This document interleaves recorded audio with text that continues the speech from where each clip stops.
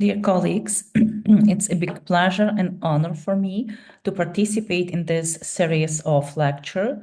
So I'm grateful to all of organizers of these meetings and discussion. And I'm especially thankful to Dr. Olesa Lazarenko, who invited me to participate in this series, and to Dr. Olena Sajkowska, who introduced me to the audience. As it was said, the title of my presentation is Liturgy and Community, Role Reversal in the Dramatic Works of Lesia Ukrainka. So in my presentation, I will be focused on several works, namely 4 works written by Lesia Ukrainka, and they are not so very often interpreted and discussed. And I will try to explain why exactly I was so interested, especially in this text. So in my presentation, I will not try to discuss some social issues in Lesia Ukrainka works on the level of content. So I will try to analyze how literary text, how literary genres can construct and create different kind of relations between members of the cultural community. So my presentation is based on one of chapter of my recently published book. So I can show you the cover of this book. Yes, it's in Ukrainian language. The title, as it was introduced by Olena Sajkowska, is New Writings, Ukrainian Liturgy and Anthropological Perspective. And that is not fully dedicated to contemporary literature. It is dedicated to, how to say, even it could be said, marginal phenomena in Ukrainian literature, which are nevertheless really indicative when talking about some inner changes which took place in cultural community. The methodology I would like to use in my research could be described as literary anthropology. So when talking about anthropological approach in literary studies, that is not about direct applying of social or cultural anthropology. So this methodology was founded by German researcher Wolfgang Iser during the last decade of the 20th century. So that was a so-called post-structuralistic time. That was a time then the literary studies, literary theories were challenged by the need to rethink the very nature of literature. So Iser started with the very basic notion borrowed from Aristotle, that first of all, literature could be defined as a work of imagination. But another one researcher who followed Iser also clarified this one description. He said that literature could be understood as a common place for the creation of cultural experience and identification. So what kind of experience? Especially in modernistic era, we define literature as highly individualized expression. So that is how we value different literary works. They are original. That means they are interesting for us as a reading community. But when reading, when creating common interpretation, when evaluating literary works, when including it into literary tradition, into literary canon, we also share this experience as a common cultural experience which unite and in some sense also define cultural community. German researcher Doris Bachmann-Medik also added that literature could be understood as collective self-reflection. And one more definition, contemporary, like generalized definition of literary anthropology. This methodology proposed to could be understood as consideration of very notion of literature and of various expressive genres, the historical features, cultural value, and social institutional potential. So now I'm going to Lesia Ukrainka herself. I'm almost sure that to our audience, it's no need to introduce Lesia Ukrainka. Everybody who is interested in the history of Ukrainian literature, in the history of Ukrainian culture, is familiar at least with this name. But what about international level? I decided to include into my presentation this one, which is quite popular, and it includes 6 writers, yes, and they represent some ideas in literature, ideas of different national literary tradition. So you can see that Lesia Ukrainka is represented here with a citation, very famous citation, "No, I'm alive, I will live forever." So, and it is different if to compare it to other other writers. But what is also remarkable, she is the only one woman included into this picture. And that is not occasionally. We are talking about top 3 or top, not just number 1 in national literatures, yes?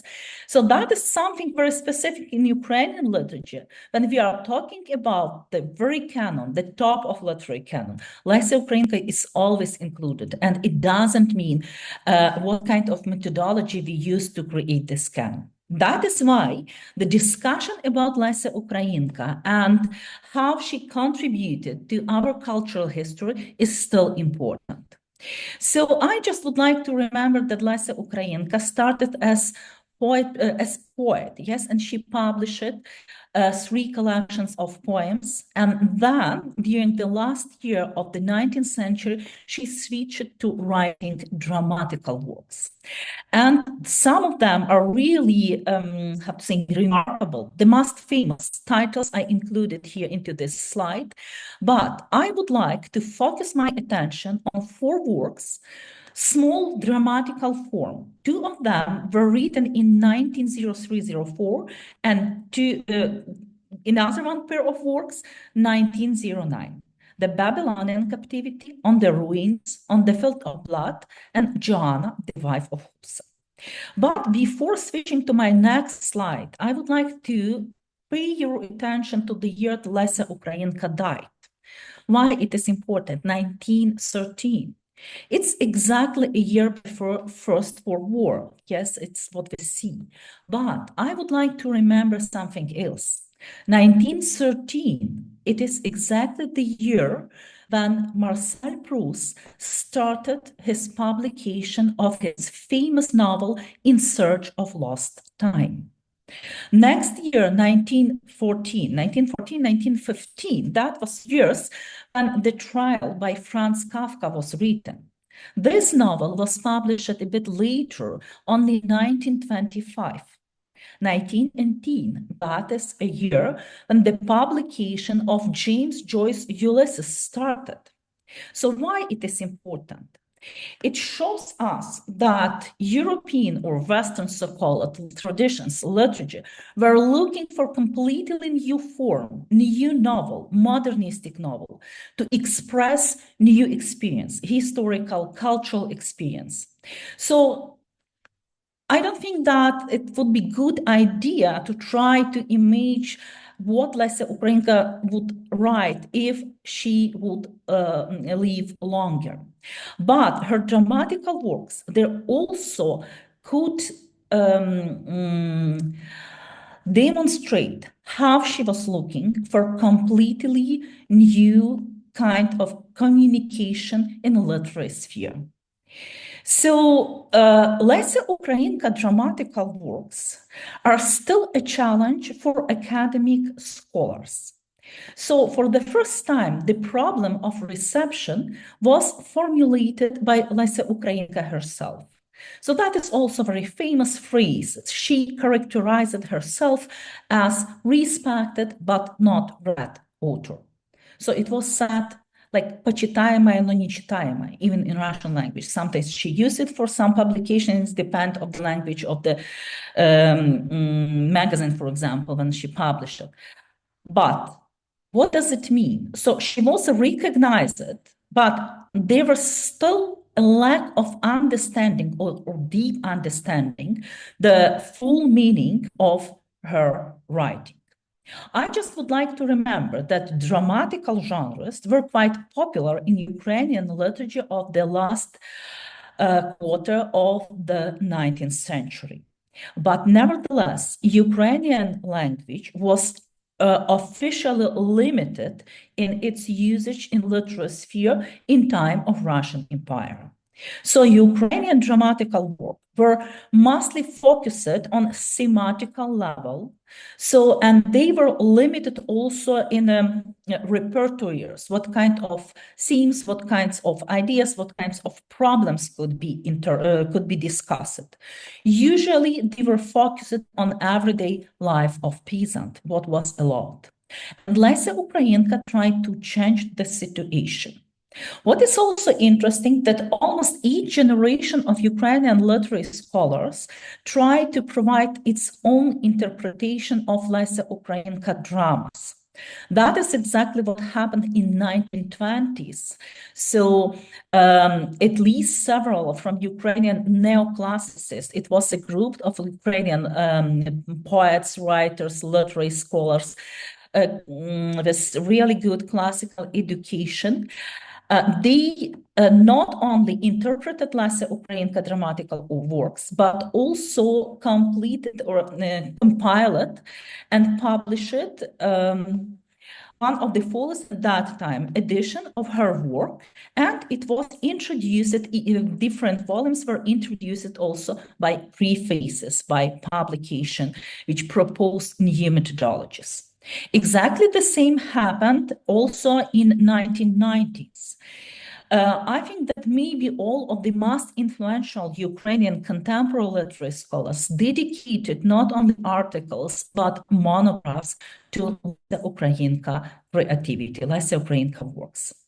But among them, there are still some works which are not so often interpreted.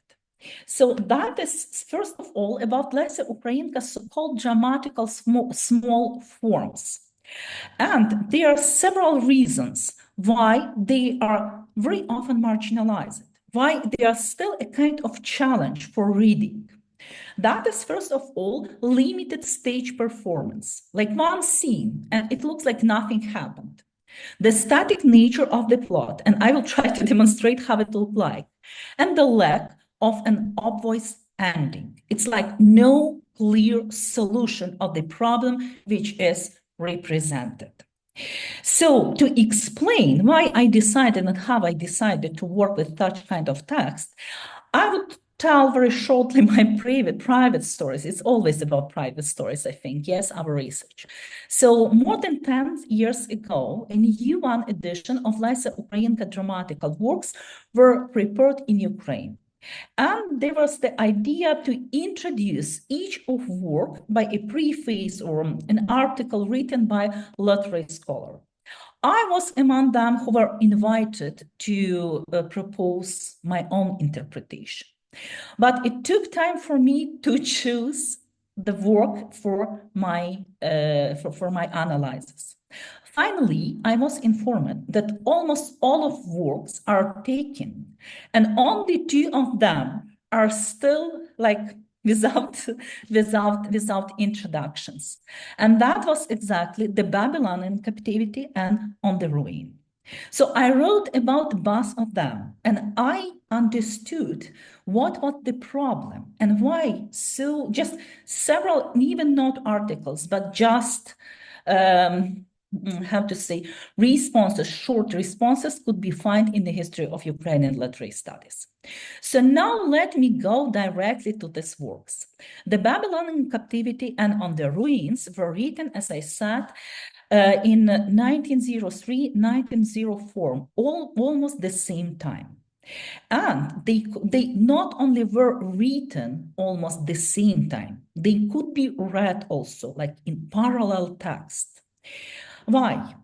Because both of them tell us, or rather show us, the stories which took place in the same space, in the same time.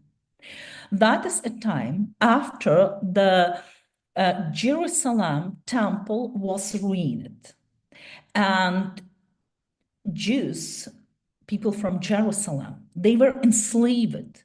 So they are located in a camp near to Babylon. And in the first work, what we see in the first drama, we see a dialogue between people or community, or rather crowd, I would say, yes, and one hero whose name is Eleazar. He's a singer, and he decided to go to the camp because he is accused to perform a crime. And this crime is that he's ready to sing to Babylonian. In the second word, we also see almost the same structure. We see people crowded in a camp near to Babylon, and the whole work is constructed as a dialogue between them and Tirza. Tirza is a prophet or prophetess, and she decided to start this dialogue also with this community also to change the condition of this community. In the first work, what we could see and what we could experience reading this work. So Eleazar starts the dialogue asking about his own guilt. And people try to explain to him why, especially his case, is so, how to say, remarkable. But Eleazar answered that he's not an exception because everybody is doing the same. So we are doing different kind of work, yes, but nevertheless, all of people are in the same situation. So what is an action? What is going on? What's going on? How the action is developed? So we could see here almost nothing on the level of action, because as a result of this dialogue, people agree with Eleazar. So they are ready to recognize that he is not the convenient victim, yes, to be punished, but they understand that the whole community share the same guilt. That's the end.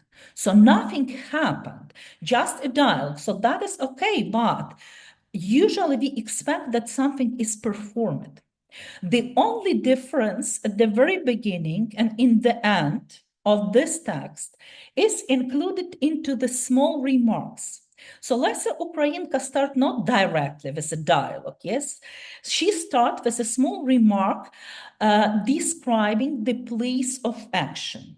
As I said, that is a camp, and also it is located in open space in front of Babylon. We see some signs of city buildings which are standing. Yes, it's not just in a space like open space. Yes, it has its own structure.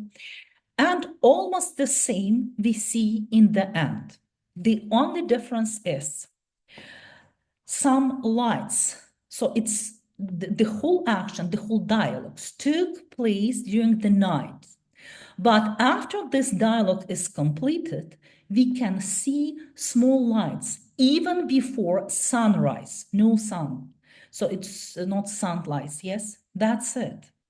So, and here I would like to remember about very famous Lesia Ukrainka poetry, and an image which is a central image in this poetry, досвітні вогні, lights which appeared in the sky before the sunrise, sun uprise. So I would like to stop here and go to the second work, to the second text. What happened in the drama on the ruin? As I said, very similar, road and hero. The dialogue started. Tirza, which described the situation, the condition of the whole society, is happily accepted. Even a kind of discussion started between different groups who belong to the same camp, the same community, because each of this group would like to include Tirza, would like to invite her to represent, to belong to their own group. But Tirza is here not just to talk about the loss, to talk about trauma, about tragedy. Tirza tried to push people to do something, to change the situation. And that is what is not accepted by the whole community. Tirza, so that is not just social, how to say, social discussion. That is a kind of philosophical discussion. We can see how Lesia Ukrainka cited in her work different part of a New Testament, of Gospels, with two ideas: to commemorate our past and to keep this tragic condition, tragic emotion, to cry, being focused on the past, or to believe into the future and to keep the hope, yes, and to go in the direction that is, how to say, enlightened by the hope. And that is something what is not accepted by the whole community. And that is a moment to say one more sentence about my methodology, because when preparing the poster for this presentation, I was especially asked about one sentence. I said that I also use so-called genetic criticism. So it's not about biology. That is about genesis of text, about history of text. And that is exactly what is very fruitful in case of this work. Because Lesia Ukrainka created two endings for this drama. So she wrote it very quickly, she finished this work, and she sent it to the editor. But even before it was published, she changed her vision how this work should be ended. In the first version, Tirza, who was a prophet, as I said, yes, she declared that that is a time for me to go to the desert because you do not understand me. Only after you will be ready to understand and to follow me, I will be back. But she decided, as I said, to change it. In the second version, and this second version is shorter, that is also typical for Lesia Ukrainka, not to extend text, but yes, to, how to say, concentrate. In the second version, that is the crowd, people who decide to push Tirza to go to the desert. And we understand that we have no hope that Tirza is waiting for some proper time to go back. So, and that was a challenge for literary scholars who interpreted this text. What happened? Why Lesia Ukrainka changed her decision? Was she so disappointed? But it looks like no, because she wrote many other works, yes, and she still worked with this question about connection and relation and cooperation between person and community. So we have two versions of almost the same story. We have not just two separate works, but dramatic pendant. In the first work, it looks like that is a story about unification, because the person from outside is accepted and understood. In the second version, we have a story about separation, about dividing. But now, that is something interesting also, which is still hidden in my interpretation, yes, in my version up to now. So what is also interesting here, Lesia Ukrainka was interested in a history of drama starting from the ancient Greek time. And Mykola Zaro, one of the famous Ukrainian literary criticists at that time, who also were interested in providing a new interpretation of Lesia Ukrainka works, paid attention that Lesia Ukrainka works are created by a principle of agon as a verbal contest.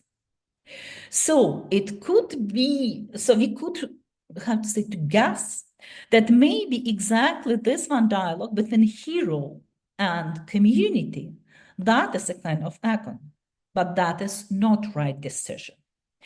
Agon, it's very specific discussion or dispute between two parties, yes, two sides, two groups, which are similar, which are the same. So in ancient tragedy, that is not about a dialogue, conversation between hero and choir. That is about two parts of choir, which include the same number of members, yes? So, and Egon, that is a dispute which could not be solved because both of this power which compete, they are on the same level. So Friedrich Nietzsche, who was also interested in drama studies, even said that Egon became a basis for agony of tragedy. That is why tragedy died, because that was a problem which could not be solved. But what is also interesting, even before Nietzsche said this one articulate this thesis, August Wilhelm Schlegel also characterized choir in ancient dramas as a crowd of spectators, and that is important. So Lesia Ukrainka, when writing on the topic of history of drama, also paid attention that for a long time, spectators were directly presented in a text of drama or on a stage in a form of choir. But in the 19th century, they disappeared from the stage. And René Girard, contemporary anthropologist and literary scholar, said that Egon, it was balance of violence. So it was a struggle which could not be solved. The only way is to establish a new myth. In place of the struggle of all against all comes the union of all against one. And that is the time to go back to two previous texts. So, as I said, the community in both of this case is not fully united. It includes people from different cities. They are described as Jews and Israelis. They all lost something very important for them. But they still discuss whose lost is harder. So that is the real, or classical agon, not a struggle between hero and community, but community, a struggle within community, which is divided into different equal groups. So what actually happened in these two works written by Lesia Ukrainka? So that is not occasionally that when we finish the reading, it looks like the hero did not bring solution to the situation. So it could be described like nothing happened, but something was changed. So now, once again, to remark, I said that these small lights appear in the end of the Babylonian captivity. What changed in the second case? When Tirza entered the camp, she asked people why they are passive, they are doing nothing. And they explained they see no reason to do something. They lost a lot, too much, no hope, no vision of future. But after Tirza left, what we see that some people start to do something, is to cook something, to prepare something. So nothing, how to say, generally, it looks like nothing changed. The situation is the same, but this small, inner, almost invisible changes are really telling. So what is also important here? So some of interpreters of Lesia Ukrainka dramatical works try to explain that the main conflict is between hero and community, and that is true. But that is not romantic conflict, because romantic hero struggled for her or his own liberation. In this text, the hero, Bas, Eleazar, and Tirza, they struggle for community itself. That is the aim, to change the whole community. And they understand they are a part of this community. But that is not the end of the whole story. As I said, 1909, 5-6 years later, Lesia Ukrainka created once again two very short dramatical works. And she even described, or rather defined them as dramatical scenes. So once again, that is not like to be focused on the plot and action. And they also have something in common. 1990, Lesia Ukrainka published this one dramatical scene on the field of blood. So once again, she is appealing to biblical story. She used what we know from biblical story. And the whole action take place after Jesus Christ was crucified. The main hero, the main character is Judas. And he's working on a piece of land he was using money she received for his crime. Yes. And the whole work is also organized just as a dialogue between Judas and a pilgrim, just a random person who was walking, who was going home after visiting his family and friends. And he occasionally started the conversation. So no crowd, no community in this case, just to heroes, even not to heroes, to characters, okay. But what is also interesting, that is once again the case when Lesia Ukrainka created the full version of the text, sent it to the publisher, and even before publication, very quickly, decided to make some changes. What she did, so in the first version was included in scene, so it was like a chapter, a part of the whole work. When three women who are mirth-bearing women start a conversation with Judas. And they say him that Jesus Christ resurrected. But Lesia Ukrainka decided to remove the scene from this work. So just two heroes remained. And in the first version, when Judas understands what happened, and after Pilgrim leave him, he is really stressive. He is in emotional situation. And it is also resonated with the landscape, romantic landscape, which is like this empowering by emotion. And Judas committed suicide. But Lesia Ukrainka decided not to stop here. In the second version, the situation looks almost the same as at the very beginning of work. The pilgrim is going to his home and Judah is still working. Yes, he's stressed, but that's it.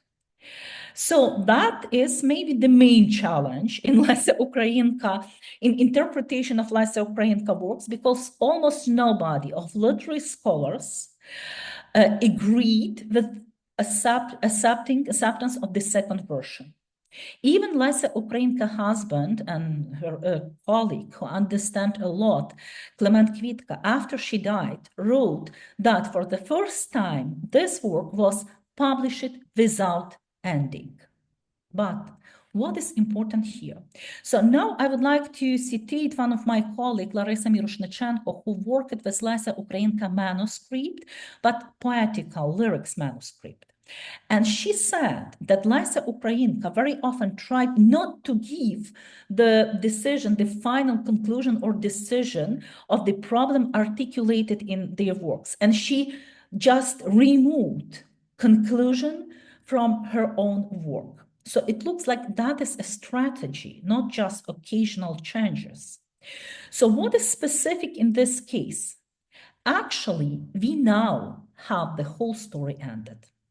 We know it, and that is not even needed to be believers. We know it because we learn it from our cultural tradition. So no needs to demonstrate what finally Judas did, yes? And after the whole conversation, quite different, yes, which is actually not a dialogue, because that's rather a monologue, because person who is who is traveling, yes, pilgrim, he's just somebody who asks and who is ready to listen, but who doesn't understand what's going about, because for him the whole story of Judas, it's just private social story. It's nothing, it has nothing with the whole system of worldview and believing. So we have a problem. We have a problem articulated by Judas, and we know how cultural tradition ended this story. But removing the last part, Lesia Ukrainka creates a called open ending. And readers, they are pushed to look for their own way to explain the ending of story as proposed by cultural tradition. So that is a tension, not between heroes, but between the text, articulated question, and this question are still open. They are still addressed not just to other heroes within this text, but to readers, reader community. Lesia Ukrainka, once again, she rejects romantic model of writing, because rejection of the tragic death of the hero, I mean suicide, is also a rejection of romanticism. And now I'm going also to the last work I would like to, if not fully analyze, at least to represent today, and that is Joanna, the wife of Husa. Once again, it is based on biblical story, on New Testament. What we know about Joanna, what we could discover, just two small remarks are included into biblical text. Joanna is mentioned as one of the women who had been cured of evil spirits and infirmities, who accompanied Jesus and the apostles and provides for him from the substance. And another one remark. She is one of the women who came with him from Galilee.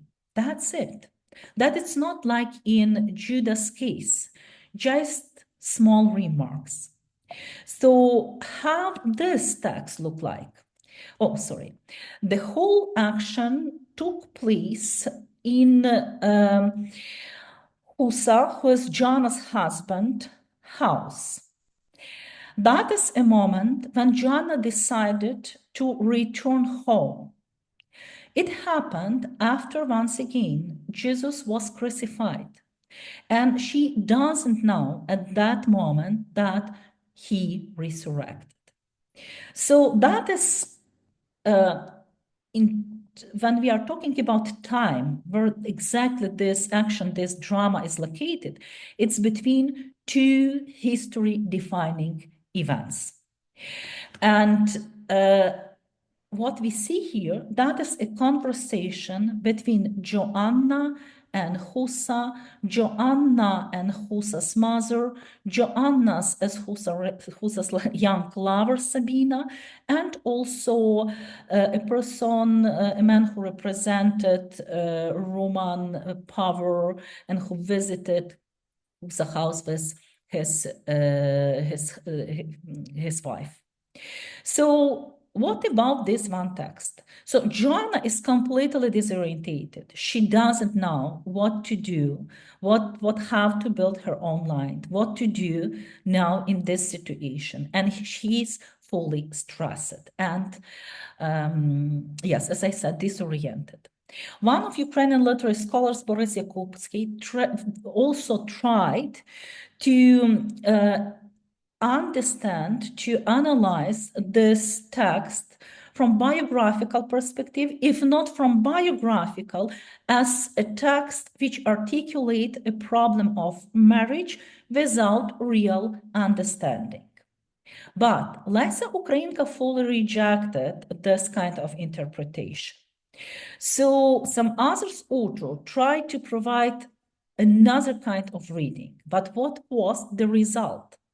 Mikhailo Dreyhmara, once again, one of the really good educated intellectual of Ukraine on Ukrainian, how to say, cultural scene of 1920s, said that spiritual balance, the kingdom of God, is not yet known to Joanna, who only is a symbol of a female slave with a tragic soul, who is about to be liberated, but has not yet grasped it and has stopped halfway.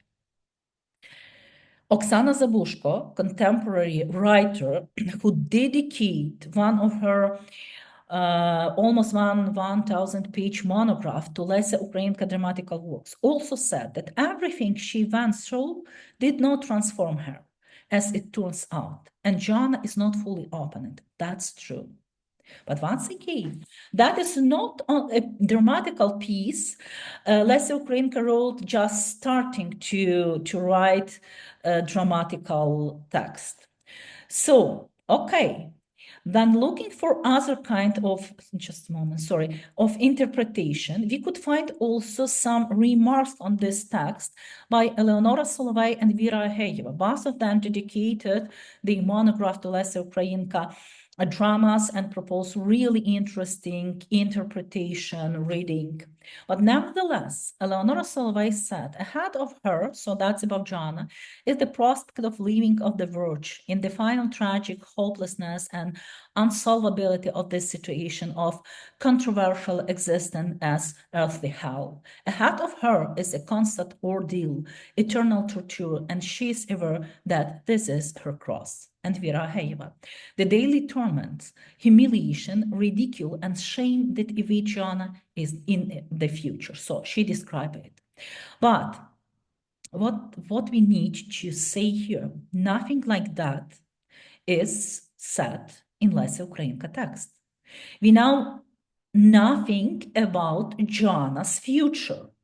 We see just a situation, like real situation. In the end of this story, Joanna left just alone in a room. She's crying. She's lying on the floor. And after that, Lesia Ukrainka adds, once again, after action is completed, one more remark. So Joanna is standing up and leaving this room. So we know nothing about Joanna's future. And if to compare to the situation with Judas, as I said, we know how the situation with Judas ended, but we know nothing. And that is true in case of literary work and in case of biblical text. We know nothing about Joanna's future.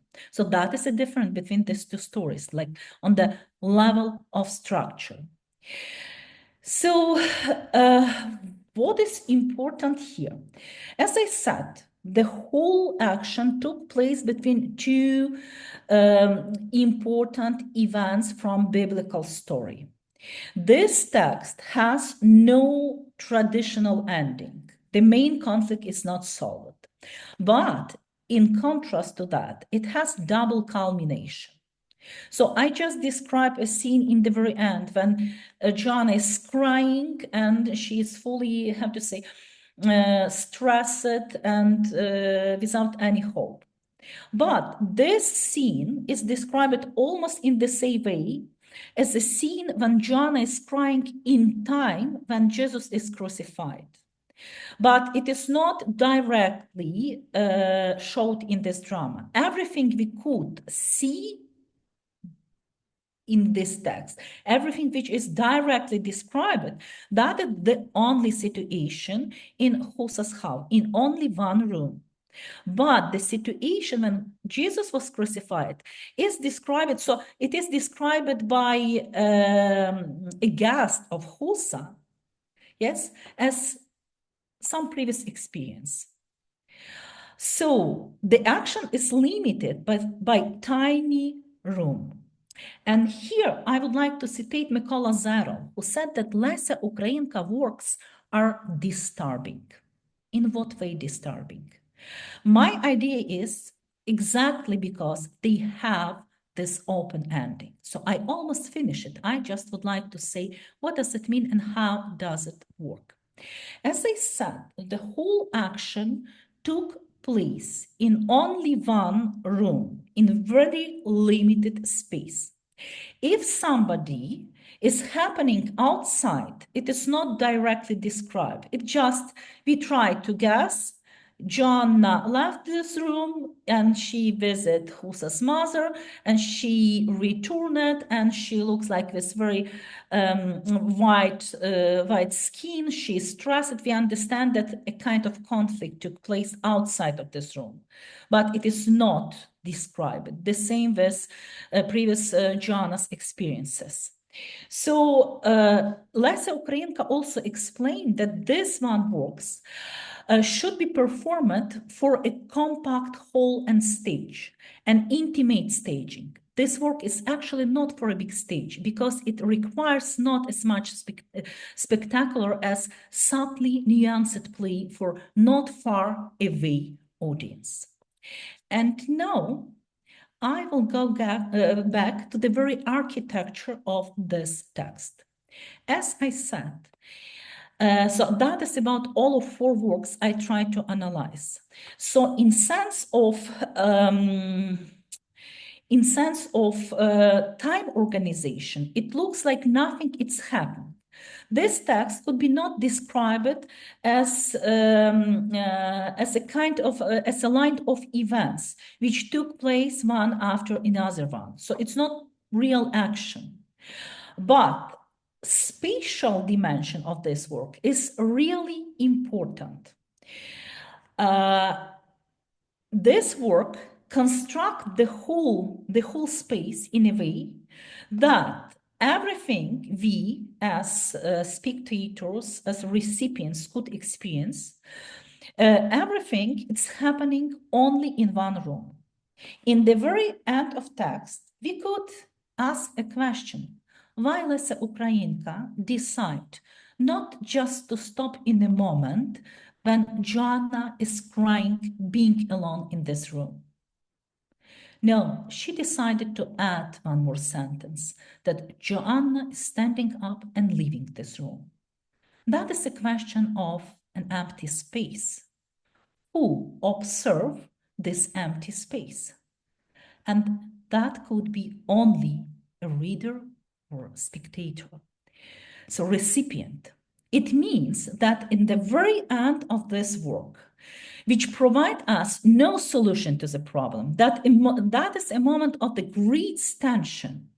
The only person, the only, how to say, people, community, because that's not addressed to the only one person, to each of us as members of cultural community. We as readers or viewers, we are challenging by the main question. So that is how Lesia Ukrainka completely changed a model of communication in literature and how it could be demonstrated using these small dramatical forms.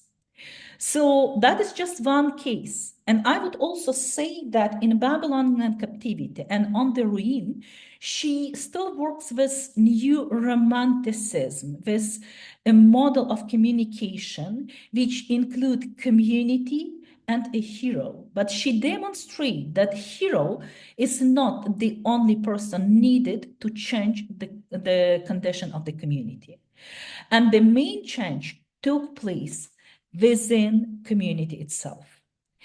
On the field of blood and Joanna, the wife of Husa, the community is not directly represented in text or on a stage, but readers, they are creating of cultural community who is challenged by question, disturbed question, and community which have to look for common answers.